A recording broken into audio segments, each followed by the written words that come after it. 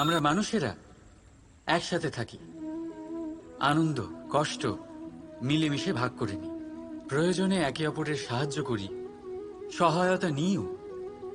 কিন্তু সবসময় সাহায্য নেওয়া কি উচিত? এবার আপনাদের মধ্যে কেউ বলবেন একদমই উচিত। এতে ক্ষতি কি আছে?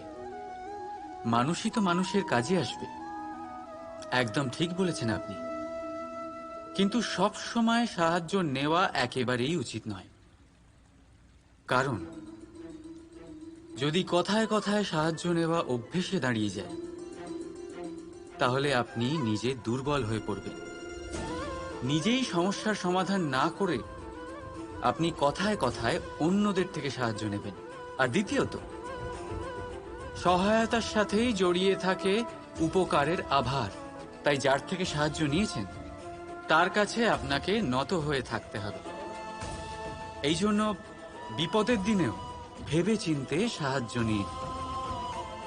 কারণ বিপদ তো কিছুদিন পর কেটে যাবে, কিন্তু সেই উপকারের ঋণের ভার জীবনভর আপনার সাথে থাকবে। রাধা রাধা।